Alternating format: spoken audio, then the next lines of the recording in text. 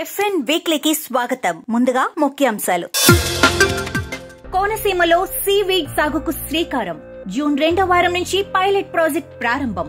విశాఖ తీరంలో కృత్రిమ సముద్ర రీఫ్లు. చేపల పెరుగుదలతో ఆదాయం పెరుగుతుందన్న మంత్రి అచ్చెన్నాయుడు. వరంగల్లో ఉపాధి హామీ పథకం కింద చేపల కొలన్లు ఏర్పాటు. మత్స్యకారుల జీవనోపాధికి కొత్త దారి. కర్ణాటకలో చేపల వేట నిషేధం అమల్లోకి.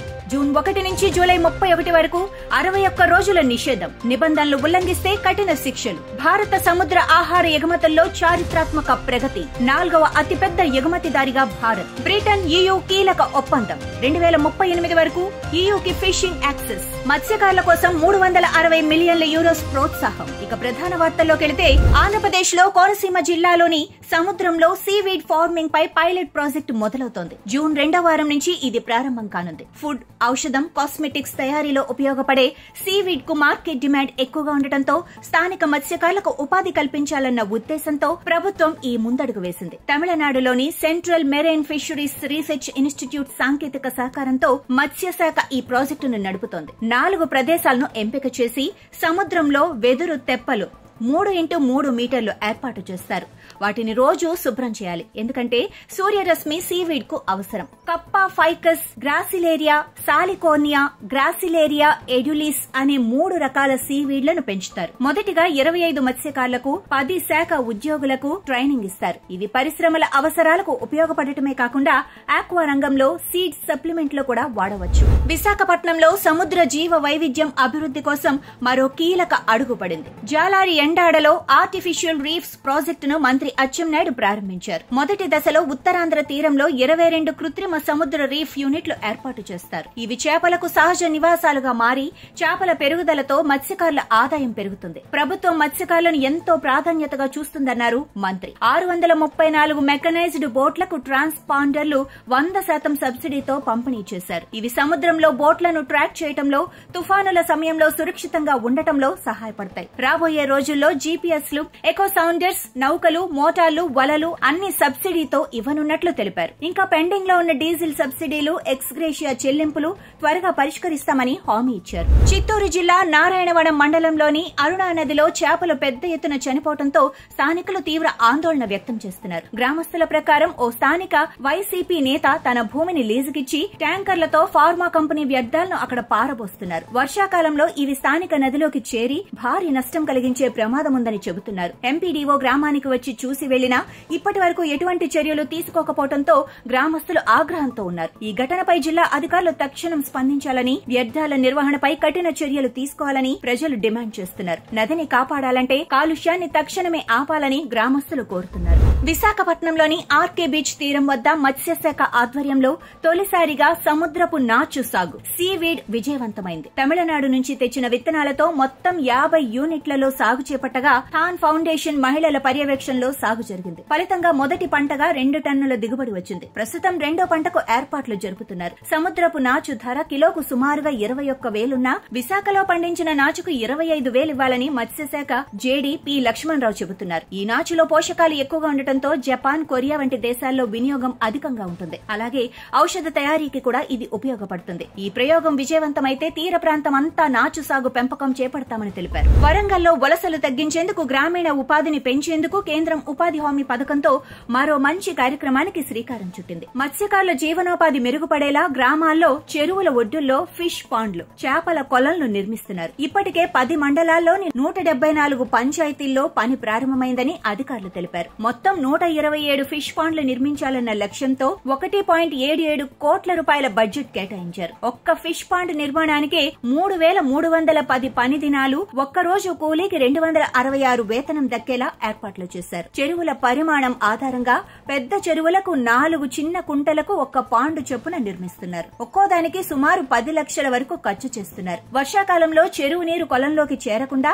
4 వైపులా కట్టలు కూడా నిర్మిస్తున్నారు. తెలంగాణలోని నారాయణపేట జిల్లాలో జూరాల కాల్వ, బూత్పూర్, సంగంబండ జలాశయాల ద్వారా భారీగా మత్స్య సంపద పెరుగుతోంది. గతంలో కేవలం చెరువుల్లోనే చేప పిల్లలు వదిలేవారు. కానీ ఇప్పుడు భీమా ప్రాజెక్టు అందుబాటులోకి రావడంతో జలాశయాల్లో కూడా చేపల పెంపకం జరుగుతోంది. దీనివల్ల మత్స్యకార కుటుంబాలకు ఉపాధి అవకాశాలు పెరిగాయి. అయితే చేపలు పట్టే ఆధునిక యంత్రాలు, రవాణా వాహనాలు, మార్కెటింగ్ సదుపాయాల లోపం వల్ల అసలు లాభాలు మాత్రం అందటం లేదని వారు వాపోతున్నారు. పైగా కొన్ని జలాశయాలపై గుత్తేదారుల ఆధిపత్యం ఉండటం వల్ల సమస్యలు అధికమయ్యాయని చెబుతున్నారు. ఈ ఏడాది 1.9 కోట్ల చేప పిల్లలు వదలాల్సి ఉండగా టెండర్లలో పాల్గొనకపోవడంతో కేవలం 57 లక్షల చేప పిల్లలే వదిలారు. వర్షాకాలం మొదలయ్యే ముందు చేప పిల్లల పంపిణీ జరగాలని కోరుతున్నారు. తమిళనాడులోని తూత్తుకుడి తీరంలో నిషేధ కాలంలో చేపల వేటకు పాల్పడిన 2 కేరళ బోట్ల యజమానులను తమిళనాడు ఫిషరీస్ శాఖ విచారణకు పిలిచింది. ఒకటి మెకనైజ్డ్ బాటమ్ ట్రాలర్, మరొకటి ఫైబర్ బోట్. ఇవి తూత్తుకుడికి సమీపంలో సముద్రంలో 32 నాటికల్ మైళ్ల దూరంలో అక్రమ చేపల వేట వలన పట్టుబడ్డాయి. Fisheries department, enforcement wing, coastal security, స్థానిక మత్స్యకారుల ఫిర్యాదు మేరకు ఈ తనిఖీ చేపట్టింది. ఈ 2 బోట్లలో 16 మంది మత్స్యకారులు ఉండగా 1732 కిలోల చేపలు, 110 కిలోల చేప పిల్లలు ఉండటంతో అధికారులు వెంటనే వాటిని స్వాధీనం చేసుకున్నారు. ముఖ్యంగా ఫైబర్ బోట్ నిషేధిత లైట్ ఫిషింగ్ టెక్నిక్ వాడినట్లు గుర్తించారు. తర్వాత బోట్లను తీరం వరకు తీసుకొచ్చి లీగల్ చర్యలు మొదలుపెట్టారు. పట్టుబడిన చేపల్ని వేలం వేసి సుమారు 4 లక్షలు రాబట్టారు. నిబంధనలను ఉల్లంఘించిన బోటు యజమానులపై ఛార్జ్ షీట్ నమోదు చేశారు. కర్ణాటకలో తొలిసారిగా సముద్ర జీవ వైవిధ్య రక్షణ కోసం ముగ్లీ అప్సరకొండ మెరైన్ సెంచురీ ఏర్పాటు కానుంది. ఉత్తర కన్నడ జిల్లాలో కార్వార్ సమీపంలో ఈ అభయారణ్యం ఏర్పాటు చేయాలని అటవీశాఖ మంత్రి ఈశ్వర్ ఖండ్రే అధ్యక్షతన స్టేట్ వైల్డ్ లైఫ్ బోర్డు తెలిపింది. ఇక రాష్ట్ర కేబినెట్ గ్రీన్ సిగ్నల్ కోసం వేచి చూస్తోంది. 5,960 హెక్టార్ల విస్తీర్ణంలో 80 రకాల సముద్ర పక్షులు, హ్యాప్ బ్యాక్ తిమింగలాలు, ఆలివ్ రిడ్లీ తాబేళ్లు, స్పాట్ టైల్ షార్కులు, 100కి పైగా జూ ప్లాంక్టన్ జాతులు ఈ అభయారణ్యంలో ఉండనున్నాయి. ఇది భారతదేశంలో 7వ సముద్ర అభయారణ్యంగా గుర్తింపు పొందనుంది. ఇప్పటికే అండమాన్, గుజరాత్, ఒడిశా, తమిళనాడు, మహారాష్ట్రలో ఉన్న సముద్ర అభయారణ్యాల్లో ఇది చేరనుంది. పర్యావరణ పరిరక్షణతో పాటు స్థానిక మత్స్యకారులకు ఆదాయం, పర్యాటకాభివృద్ధికి ఇది ఎంతో దోహదపడనుంది. మెరైన్ ఉత్పత్తుల ఎగుమతుల అభివృద్ధి సంస్థ ఎంపీఈడీఏకి కొత్త డైరెక్టర్ గా డాక్టర్ రామ్ మోహన్ ఎంపికయ్యారు. ఆయన కొచ్చిన్ యూనివర్సిటీకి చెందిన CMFRIలో మారికల్చర్ పీజీ చేశారు. ముంబైలోని ICAR central institute of fisheries education నుంచి PhD పూర్తి చేశారు. 2003లో ఎంపీఈడీఏలో అసిస్టెంట్ డైరెక్టర్ గా చేరిన డాక్టర్ రామ్ మోహన్ టోక్యోలో ఎంపీఈడీఏ రెసిడెంట్ డైరెక్టర్ గా సహా పలు కీలక పదవుల్లో పనిచేశారు. మత్స్య, జల వైవిధ్య రంగాల్లో ఆయనకు ఉన్న విశేష అనుభవంతో పాలసీ మేకింగ్ లో కూడా పాత్ర పోషించారు. ఈ సందర్భంగా ఫిషరీ న్యూస్ ఆయనకు హార్దిక శుభాకాంక్షలు తెలుపుతూ ఎంపీఈడీఏను మరింత ప్రగతి పదం వైపు తీసుకెళ్తారని ఆశిస్తోంది. NFDB ఆధ్వర్యంతో అండమాన్ అండ్ నికోబార్ దీవుల మెరైన్ హిల్ లోని ఫిషరీస్ ట్రైనింగ్ కేంద్రంలో shrimp and mud crab fattening పై 3 రోజుల శిక్షణ కార్యక్రమాన్ని అండమాన్ అండ్ నికోబార్ ఫిషరీస్ కార్యదర్శి శ్రీమతి జ్యోతి కుమారి IAS ప్రారంభించారు. ఈ కార్యక్రమాన్ని fisheries department, Andaman and Nicobar administration మరియు ICAR, CIBA సంయుక్తంగా నిర్వహించారు. శిక్షణ సెషన్లలో CIBA శాస్త్రవేత్తల ద్వారా రొయ్యల మరియు పీతల పెంపకం పద్ధతులపై స్పష్టమైన గైడ్ లైన్స్ ఇవ్వబడ్డాయి. సౌత్ అండ్ మిడిల్ అండమాన్ ప్రాంతాల నుండి 25 మంది, అందులో 5 మంది మహిళలు ఈ శిక్షణలో పాల్గొన్నారు. భారతదేశంలోని అతిపెద్ద sea food industry event sea food expo Bharat 2025 July 1 నుంచి 3 వరకు చెన్నై ట్రేడ్ సెంటర్లో జరగనుంది.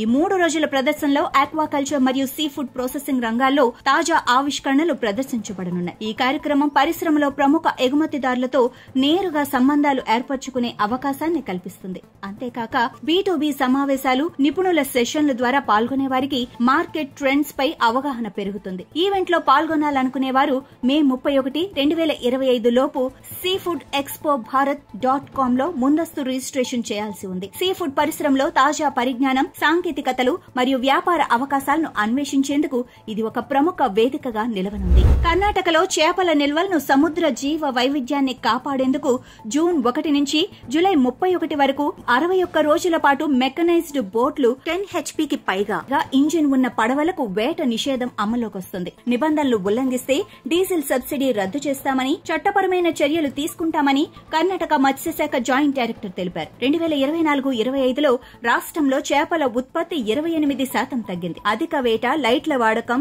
బుల్ ట్రాలింగ్ కారణంగా నిల్వలు క్షీణించాయి. మత్స్య నిపుణులు నిషేధాన్ని 3 నెలల వరకు పొడిగించాలని కోరుతున్నారు. విధ్వంసకర వేట పద్ధతులు మత్స్యకారుల జీవనాన్ని ప్రభావితం చేస్తున్నాయని బ్లూ ఎకానమీ నివేదిక తెలిపింది. తమిళనాడు ప్రభుత్వం తీర ప్రాంతాల మత్స్యకారుల సంక్షేమాన్ని దృష్టిలో ఉంచుకుని వారికి నిషేధ కాలం ఫిషింగ్ బ్యాన్ పీరియడ్ సందర్భంగా ఆర్థిక సహాయం అందించడానికి కీలక చర్యలు చేపట్టింది. రాష్ట్రంలోని 14 తీర ప్రాంత జిల్లాలకు చెందిన సుమారు 1.75 లక్షల మంది మత్స్యకారుల బ్యాంకు ఖాతాల్లో 8,000 చొప్పున నేరుగా జమ చేయడం ప్రారంభించింది. ఈ కార్యక్రమానికి మొత్తం 140.07 కోట్ల రూపాయలు మంజూరు చేసింది. ఇది నిషేధ కాలంలో ఉపాధి కోల్పోయే మత్స్యకారులకు ఎంతగానో అండగా ఉంటుంది. ఈ నిధులను మత్స్యకారుల సంక్షేమం మరియు పశుసంవర్ధక శాఖ మంత్రి అనిత ఆర్ రాధాకృష్ణన్ అధికారికంగా పంపిణీ ఉత్తర్వులు జారీ చేశారు. భారతదేశం 2024-25 ఆర్థిక సంవత్సరంలో సముద్ర ఆహార ఎగుమతుల పరంగా గణనీయమైన పురోగతిని నమోదు చేసింది. ఈ ఏడాది మొత్తం 130 దేశాలకు